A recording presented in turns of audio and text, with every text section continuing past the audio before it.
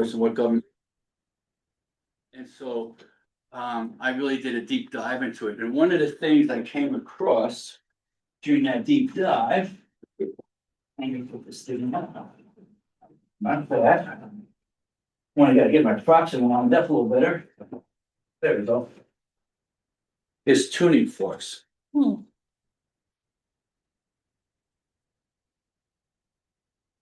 So this is my son's old guitar tuning fork. Right, he doesn't use it anymore, he's got electronic tuners.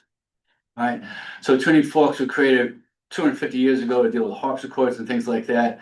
Then they started getting using in timekeeping devices. I don't know if you remember your dad's Boulevard Accutron watch, with a little tuning fork at the top of it.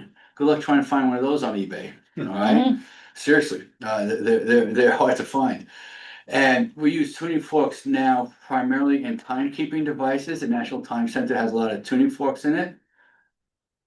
But these are the most commonly sold and used tuning forks today. Does anybody know what they're used for? They're used for healing.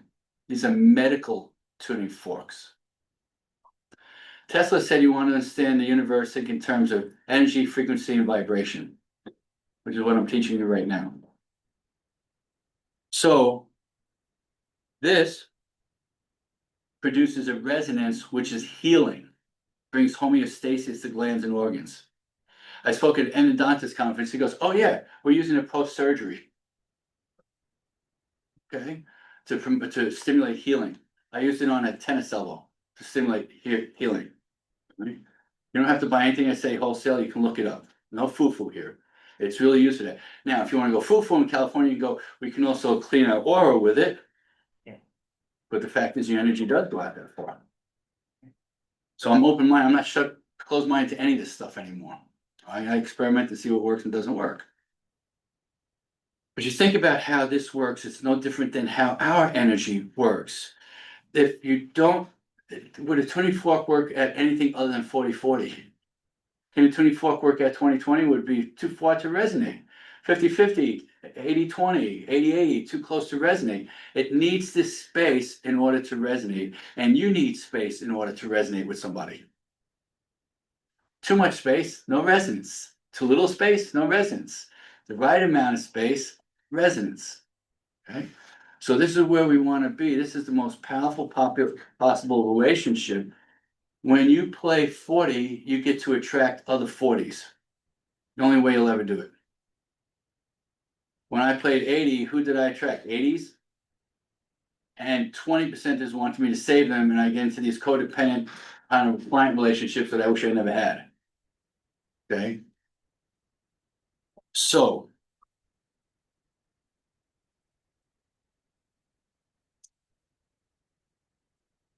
how do we get from 20 to 40? And then how do we get from 80 to 40? And you might, sorry, not kill the people in the audience. Yeah.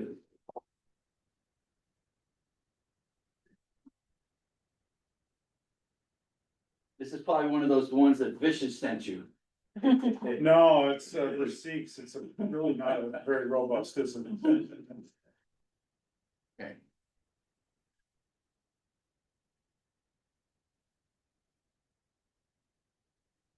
Anybody writing these down on their cards? Yes.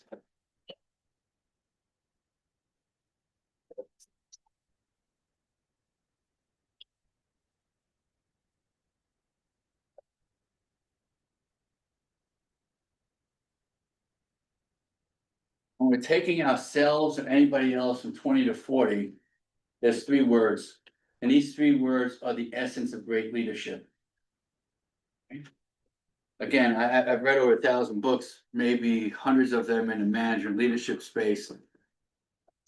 Nothing improves on this right now. Okay. So the first thing is coaxing somebody. Coax is like a little pat on a baby's butt. Nobody goes from 20 to 40 in a leap. Doesn't happen.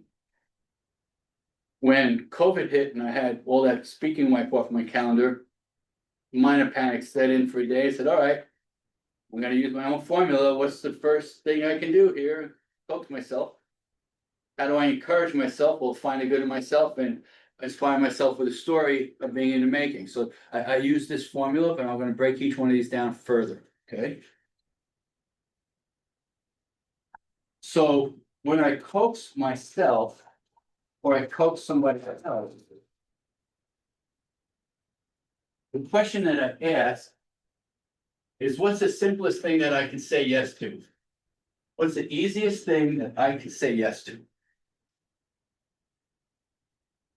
And as a sentence I use along with that, and the sentence is something you should teach all of your salespeople. Again, I spoke at a global sales conference at Dana Point, teaching the same stuff, and they love this sentence, okay? So let's write this one down. Let's try this, whatever this is, whatever you think might be the easiest thing for them to say yes to. All right, if I'm trying to get somebody in shape and you're out of shape, I'm not gonna put them on a squat rack the first day, all right? Let's try go visiting the gym as a first safe step, all right? So let's try this as a first safe step and see how it feels.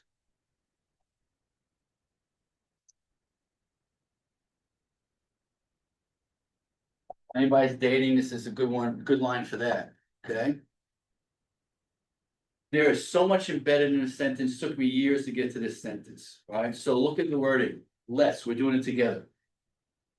Try, it's an experiment, not a pass fail, all right? This, whatever that is, visiting a gym, learning how to use Zoom, whatever it is, right?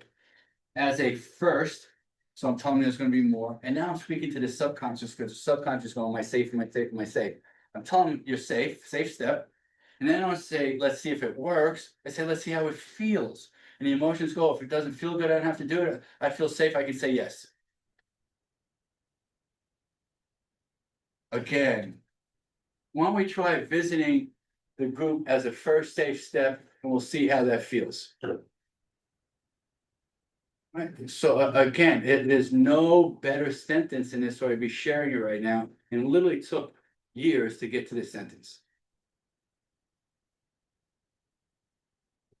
So when I'm coaching myself or somebody else, this is how I'm doing it.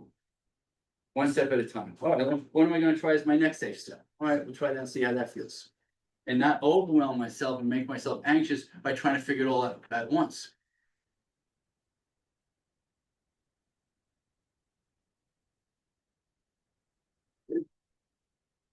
Now, the second word is encouragement, which means to put courage into somebody. And I met a master of encouragement, a Vistage member, Gary Levine, down in San Diego. One of the first groups I spoke to was a guy, Pat Hyman's group. I don't know if you know who Pat Hyman was. One of the original chairs and presidents of tech and stuff like that. He chaired until he was 92. And Gary is the most successful insurance broker that I know. He sells general liability and work comp like everybody else, but he sells it at 4 times the rate of anybody else. Multi-millionaire living in Rancho Santa Fe, doing very, very well for himself, and never breaks his ass working. All right. I went to San Diego State like he did. I got straight A's. Like my guess is he got straight C's, and that earned me 10-1. Okay, so his emotional intelligence or emotional quotient or whatever you want to call it, off the charts. And I said, Gary, what's your secret, man? What do you do that allows you to sell so much better than everybody else? And I don't know, we've all gone to the same training. So I said, okay, I'll tell you what. He had 8 brokers, almost like this room right here. So let's go in your conference room, get you 8 brokers, me and you, and I'm going to start asking questions to find out what's going on. So one of the questions I asked was, what's the most important thing you do every day? Ask your team that question sometimes. What's the most important thing you do every day? And what the brokers came back with me is, on average, make the plan, work the plan, understand the prospect's needs, and satisfy their needs. And that's good blocking and tackling in sales. And if you execute on it, you'll have their 6-figure sales, but not Gary's 7-figure sales. And I go around to Gary finally. I said, Gary, all right, what's the most important thing you do every day? And he looked at me with that smile of his and he goes, that's easy. I make people feel good about themselves. I go, shit. Oh my God, it just hit me like a ton of bricks. Oh my God. Isn't it true that the people who make you feel good about yourself, you will do anything for? There's so few in your life. Again, you got more of these people than on one hand's work. You are so blessed. All right. Whether they're true 40%ers that showed in your life, to people who really care about you, there's so few of them. A lot of times our parents are way too close for comfort. Right. So I said, Gary, oh man, man, oh man, oh man, oh man. Make people feel good about themselves. I get it. Isn't it true that when you go out in a restaurant, you have a good experience, you make people feel good about yourself, you want to go back? You don't have a good experience, you don't go back. You tell 5 people you don't go back. Okay. So we're in an experience economy. We have been forever. The work experience, the sales experience, the experience economy, customer experience. So Gary, I get it. The rest of you get it, by the way. And go, what's the secret to make people feel good about themselves? And he looks at me again with that smile and he goes, that's easy. You find the good in them. All my sales training up to that point was pain driven. Pain pills sell for more than vitamins. Find the pain, dig in there. You can be the hero. It's a hero victim game. Complete hero victim game. And Gary goes to me, why would I want to put anybody else in any more pain? I'm like, I don't disagree, but I haven't heard anything else, right? I said, give me an example. Let's say somebody's got a high work comp modifier. Manufacturer work comp is some of the most expensive money you ever borrow. Insurance companies don't pay claims, they finance claims. And they finance them at like at 18% if you ever back out the rate of those modifiers, right? So Gary could drill down, make that money so expensive, drill down about that and make it feel very terrible, but that's not what he does. He goes, all right, how'd you get so good at manufacturing?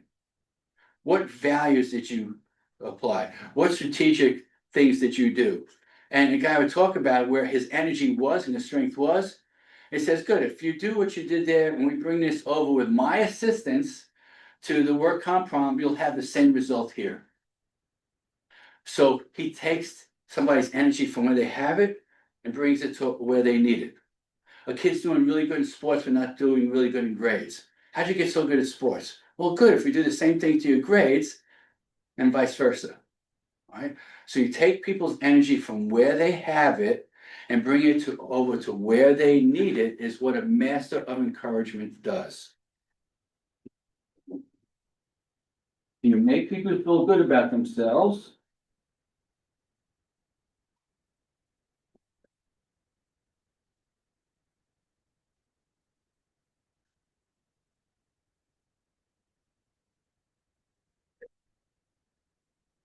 By finding the good in them. But when we're running 75 miles an hour and we're feeling underappreciated and overwhelmed, is that what we do? No, we find what we don't like about them. Okay? And if that's the only time they ever hear about you, what kind of game are they going to play with you?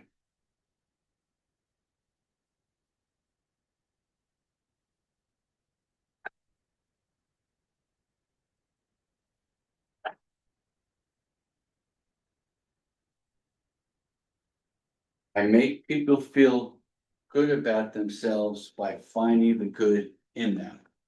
Wow. Wow. You wonder why that guy's so successful. Yeah, he's selling the exact same product as everybody else. Now, the last word, coax, encourage, and inspire. Inspire comes from spiritus, which means life or breath in Latin, to bring life or breath into somebody. In a way, leaders have inspired throughout the millennia is with stories. Remember, stories sell, facts tell, stories sell. All right. So we've seen a lot of literature. There's some speakers around storytelling and the power of that. But I learned a couple of things about storytelling, especially to myself, as well as other people that I want to share with you. And the first thing is when we're storytelling, the question is, whose story is it? Again, is it one of those stories that have been gifted to me that I'm just reiterating? Or is it really a story of my own making with my own clarity around it? That's the first thing about the story. And a lot of time after I quit litigation, I started an environmental nonprofit, ended up going bankrupt. It was very nonprofitable before I built a business that was successful and sold it, right? So in that phase, when I was bankrupt, it was embarrassing. I'm a lawyer. I'm supposed to be a smart guy. I had to get rid of the house, my beautiful convertible, all that kind of stuff. Moved to an apartment downtown and kept telling myself I was telling myself when I have money, then I'll feel good about myself again. So I was telling myself the when and then story, I call it. Which kept me as a 20%. When and then keeps you in victimology state. And one day I was watching kids playing basketball. I had the instant realization that nobody's in the NBA today that wasn't an NBA player in the making at 16.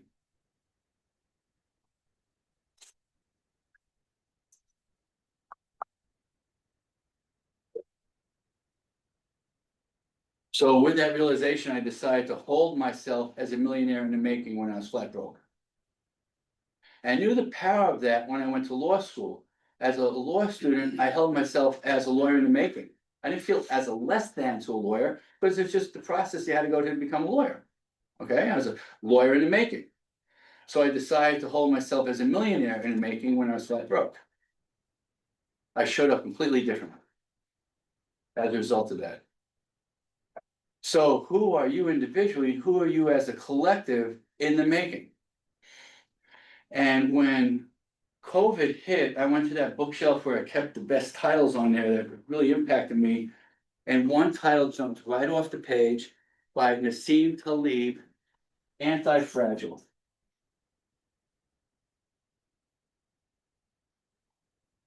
Anybody familiar with the book? Anybody familiar with Nassim Taleb? He wrote Black Swan. That's a one book a lot of people are very familiar with. The Black Swan event is the unknowable, unknowing, flying planes into a building. There was no underwriting for that. Nobody ever considered somebody crashing a plane into a building on purpose. Okay. Interestingly said COVID was not a black swan event, it was a white swan event. We've known about these COVIDs. We just didn't expect it to have the fat tail that it did for 3 years, right? Everything used to go away in 6 weeks, not 3 years. So I hold myself at this point with all what's going on as anti-fragile in the making. And the subtitle to the book is Things That Gain from Chaos and Disorder. We are going through a rate of change unprecedented. Buckminster Fuller referred to this as accelerating acceleration. Things happening at a faster and faster. Moore's law is getting blown away right now. Will computers for speed compounding every 2 years, doubling, right? That type of thing, blowing away with quantum computing and things like that. You could catch up here. How do you catch up there? How do you catch up there? So when you're anti-fragile, you can handle this. And Nassim says, what is anti-fragile? What are we very familiar with it? By its very nature is anti-fragile, and the answer is nature. Nature's anti-fragile. It goes through all chaos and disorder, reinvents itself. Always has, always will. Right? And what did Darwin tell us that nature does? It evolves. How does evolution occur? Trial and error. So if we're not willing to engage in trial and error faster than our competitors, we will fall behind those competitors at an ever accelerated rate. If you're not the edge, you'll never get to the edge. So how much experimentation am I willing to do in my company? How open am I going to be to allowing people to make mistakes? Because if I wait for somebody else to make mistakes first, and then I learn from them, I'm already put myself behind. I've already put myself behind. We've heard of these blue ocean strategies and all this literature forever in these groups, but it's hitting us now, never like it has before. And it's only going to get more crazy. Okay? So I can't think of a better metaphor for our times than anti-fragility. You know, one thing that came out during COVID is all this conversation around resilience, right? I never could buy into the idea, I can't wait to be resilient. You know what resilient was? My bozo punching bag was very freaking resilient. Is that what you wanna be, a freaking punching bag? Is that, I can't wait to be resilient. I can take a punch. There's no post-traumatic growth in resilience, none. Okay? And anti-fragility is all about post-traumatic growth. Go to ChatGPT and ask for a summary of the book. Okay, it's pretty thick. In fact, you might want to ask him to summarize all of Nassim's books, NISSIM. Of all the people I've read, he's as smart as anybody I've ever read in my life. He gets a little self-aggrandizing about his dating and his health habits and his sex habits, so at the end of the book, and you can shut that off, okay? But the first 2/3 of the book are phenomenal, phenomenal.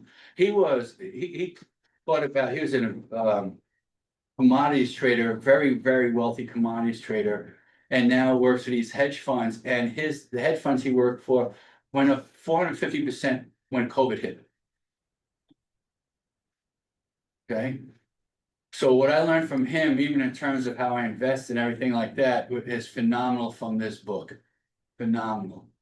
I can't think of a higher thought of how to hold myself at this time. Hey, any questions about this? Everybody get this? Go like this? So I'll spend more time if you want me to.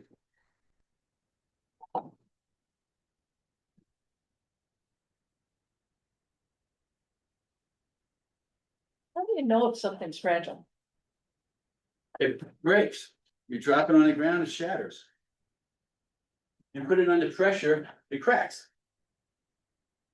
Isn't everything fragile? Not unless you can learn from it very rapidly and figure out how you never let that happen the second time. Okay. Now, 80 to 40, coming off of our 80, which is such a scary ass journey, and I know it very personally. Because my 80% energy, as you can sense, I still have it. It's been both a blessing and a curse. Because you throw out there what happens when you're too strong. Even if you love them, if you're too strong, it'll be negative. Okay? Because that energy affects so much.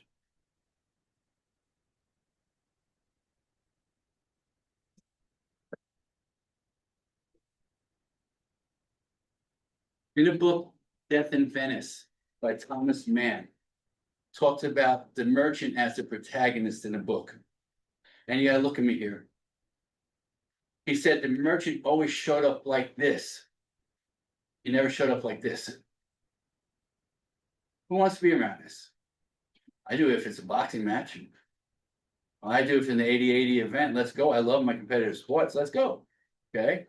But then afterwards, we have a beer. Okay. Every spiritual avatar hasn't showed up like this. They've showed up like this. So when you show up like this, what are you going to cause? Who wants to be around? What will you attract with this? 80%ers and 20%ers who want to be saved. Either way, it doesn't work very well in my experience. Okay? Like again, it can drive us that energy the way it's driven me, but it can also stop us from going past that, what that energy can take me to. It's exhausting after a while. I always have to run. I have to, as an 80%, you've got to run to get everything. The law of attraction applies very limited. What will you attract again? 80s and 20s. What do you want to attract? 40s. How do you do that if you're at an 80? You can't. So the scary part is you think I've run so hard, for me to stop running hard now, I'm afraid it's just going to all fall apart, and I've worked too long for that to happen. And so it parallels our size. As I move from 80 down to 40, more comes to me than ever. And the interesting thing is you can feel love from friends and family like I could never feel as an 80%er. I couldn't feel shit as 80%er. What do you feel? One of the greatest cures for depression is activity. Cut those feelings off. If you're like this all the time, you're cut off. You can't feel the people around you. Hell, you can't hardly even feel yourself. Okay? So letting go, letting go, letting go. The second word here is inclusion. Don't worry, I'm not preaching a DEI initiative, okay? But the importance of inclusion, my languaging around that is if you're gonna make a decision that impacts somebody, be inclusive of them in your decision-making process. Because a lot of 80% is my way, the highway. Right? And if you want buy-in, you're not gonna get it if you're not inclusive. So when I speak to the key groups, I go, how many of you have ever had the CEO made a decision that impacted you without your input? And you know what those faces look like when I said they go, like, yeah, they did that to me. And you wonder why they're not buying in. Okay, so this inclusion is so important. Again, the rule being, if I'm going to impact somebody on my decision, I'm inclusive of them. People want to be heard. That doesn't mean I don't make the decision, but they know they've been heard in the process. Okay, so inclusion. And the last word here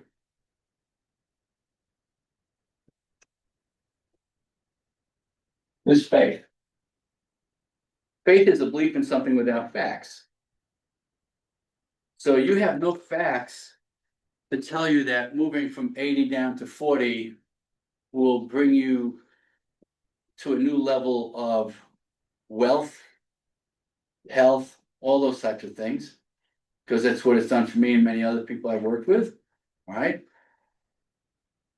You have to have faith in the idea of resonance. Okay? You have to have faith in physics. You have to have faith in what limited stuff you did here for me. And as Lou Reed's saying, it takes a busload of faith to get on by. Until you get into, you start with that faith and then it actually starts happening. When I started backing off my 80%, it was scary as all shit. But things started coming to me for the first time. I was like, whoa, things actually come to you. You don't have to run to get them all. Amazing distinction. Okay. So from 80 down to 40, letting go, being inclusion, and having faith that the rails are going to come off in the process is how we go from 80 down to 40. Okay. Any questions about this one? Well, that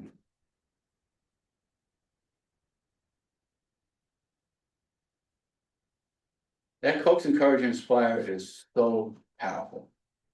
So powerful.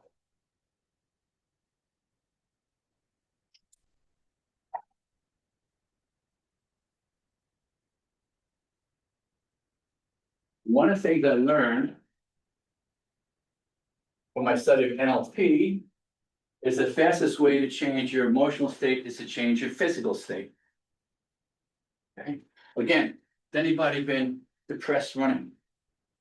Activity is the greatest cure for depression. Okay, so has anybody ever been depressed or upset doing the whoopee dance? Mhm. Can you be? You can't, because our emotions are a chemical reaction. You're releasing serotonin and dopamine, these other chemicals that'll make you feel better within 1 minute. Within 1 minute. We've learned this through a whole bunch of different studies. In fact, all of you just close your eyes. When you close your eyes, put those hands up in the air. Give yourself a little whoopee dance, and maybe you went to at that crazy wedding you're at, you threw a worm in there or something like that, you know. And right away, you're releasing endorphins that will make you feel better. Takes no time for that to happen. Okay. So one of the things I've dealt with is these twin challenges of anxiety on one side and anger on the other side. Okay. When you're very future focused, it causes a lot of anxiety because you bring that fear of, am I going to get to that future into your present? That's what anxiety is. Bringing the fear of the future into your present causes anxiety. Okay, instead of being in the now, which is the place you want to be. It's too far out there. There's an amazing book, and I encourage all of you to take the assessment. It's called The Time Paradox. Anybody familiar with that book, Where You Sit in Time? It explained everything in my last failed marriage. We're upside down and where our time was. So you're either past positive, negative, present positive, negative, or future positive, negative. It tells you how weighed you are in each one of those and whether you're positive and negative in either one of those. Okay, I was overweight in the future compared to the present. I was positive in all three of them. My ex had no future, was overweight to the past and very negative about it. Explained everything about our marriage. Okay, knowing where you sit in time, it tells you a lot about yourself, right? But one thing I again learned from all of this is changing that physical state. And I remember watching the movie Patch Adams. Remember Ron Williams when he goes into a hospital and changes the whole culture of that wing by doing what? By handing out red noses. So I want all of you to take your cell phones out, open up to the picture page. And let's get our red noses on.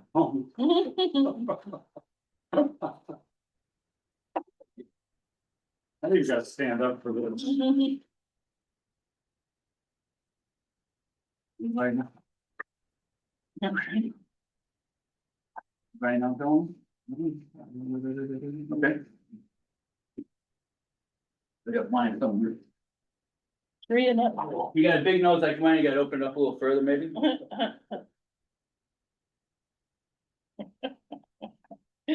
Now, can you take yourself seriously? Seriousness is a disease, come on. Can you be at 80% with a red nose on? Is that even possible? Alright, can you feel funked out like this? So take a picture of yourself so you don't forget about this. And every once in a while, if they look at the damn picture, you look at it, and then I'll take a picture of each other. Great. Okay, come here, everybody look up this way.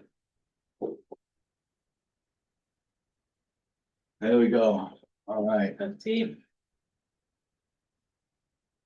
And the fastest way to change your emotional state is change your physical state. I'll give you one last example about this. That anger part of it, after my divorce, I'm raising the two sons. I don't want to be what I call a McDonald's dad, where you don't bring in good food because you're not cooking. I cook real good for my sons. And I had 60% custody, so I had them most of the time. And James would always come home late. I don't care what the excuse, he's always justified coming home late. And I would get pissed off that I spend all the time to put a good meal and it's getting cold and waiting for him to show up. We get in arguments, ruins the meal. Typical nonsense, right? So I decided the next time he comes in late, I'm gonna put my ass on the ground. Because I never yelled at anybody sitting with my ass on the ground before. Has anybody in this room ever yelled at somebody with the ass on their ground? No. So if that's what I have to do to not vomit on my son, which is what yelling is like, is vomiting on people, then, so he comes in the door late, Danny's sitting at the table with me, I go, I gotta go. So I go right to the living room floor, he's coming in, comes in the door, he goes, Pop, what are you doing? I said, I'm not yelling at you. And if that's what it takes, so you don't yell at somebody you love about, then sit your ass on the ground. Simple enough, right? But changing your physical state is fastest way to change your emotional state. You babies who don't have noise about changing your emotional states can go from laughing to crying within 1 minute. So you're physically all capable of doing it. It's just some noise in the way. It would be disingenuous if all of a sudden I wasn't freaked out and bummed out now, wouldn't it? But you can change like that if you want. It's a choice. Okay. I keep the red nose in my car. Because the old Don would have been 80% on the road. Now a new Don goes, all right, time for the nose. What, you know, and they'll just start laughing and disarms everybody, or they've seen a lot of movies and he goes, that's a crazy clown dude, leave him alone, all right, he's got a gun, someplace like that. These are priceless. Go to Amazon, buy a bunch of them, throw them around your office, let them take them home for the kids. I have bought more red noses, my guess, than anybody in the country over the last 10 years. You'd think they'd find out what kind of clown act I have going on, but they've never contacted me. I keep buying a bunch of red noses from them, you know? It's pretty funny. Like, this guy's keeping us in business. All right, so that's my workshop today. Wow, okay, Was that helpful? yes. Okay.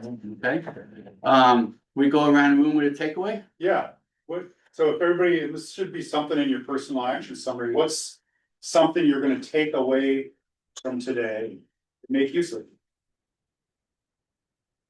it. By the way. This book, okay, is on my website for free in PDF. You just download it. Or you go to Amazon, you spend $25 for a hard version copy, or I have the audio of it where I recorded in the studio, the audio of it, okay? Thank you. Well, I like to not yell at somebody, just sit your ass on the ground. Next time we're in a fight, I'm gonna go sit down. It's disarming. Look at animals know to do. Alright. Okay. Mademoiselle, Me. I guess, I need to be more aware of the 80% that I have when I walk into a room, since I am the boss. That's been a hard thing for me to understand. and I'm gonna take an educated guess that sometimes you think you have to be that person to take taken seriously. Yes, Jonah's daughter, well, I'm not the owner's daughter, I'm the owner now, my husband died. okay, And I have never been the face, and now I am. And so, yes, I do feel I need to present the 80%. And be, qualified in my job. Because it's a shock to everyone. But, or it was, it's not anymore. But, on the other hand, when I first came into the job, for example, and I would be walking the floor of the plant in particular, people were so scared of me. And they're not anymore. They line up now to talk to me. And Good. I make sure that I am either wearing red or white or pink so they can find me easily, and they do come and line up to talk to me it's awesome. and tell me what is new in their lives, because they know I will celebrate with them or commiserate with them. And listen, I always listen. very good. I'm also a little over a 30% owner in another company. And I tell my nieces and nephews there at that one, because they're also now shareholders. And as I've said to all of my children, it's not about you. When you go on these tours to see the people, it's not about you. I said, you leave your ego in the car or on the plane or wherever you're gonna leave it. It does not ever step foot on company property. And you go in and you ask them about their jobs and you ask how they are. Cause it's never about you, Very good. never. Yeah, people want to be heard, huh? They do. Very good. Tony? I like the point you brought up about I really like the listening exercise, and specifically the story you told about the car ride. And just continuing to ask questions. Yeah, playing the game. Yes, playing the game without providing additional information. I think that's something we do one-on-ones and stuff, and I'm good at asking the first question. And then a lot of times is moving on to a different set of questions or trying to solve that, and instead of continuing to ask multiple questions to get them to talk more. And I like some of your questions. They're very similar to what we have in our one-on-one structure, but the way you phrase them seem like they might lead to some more thorough results, so like that. Great. Brian, let's go rapid fire so that because we have an issue that's really important to process for Ryan before we finish. So go ahead, Ryan. I like the idea of asking your team what's the most important thing to do every day. Good. Yeah, I struggle with, run my one-on-ones, so I'm gonna implement your questions as well. Then you say, look, I want to try something as a new idea. Let's see, get some feedback on it. Let's see how that works. I like the 40-40, get to that place. And then like Or insurance agent, I forget his name, but Gary. Gary, is it Gary? No, but I love like, I make them feel good about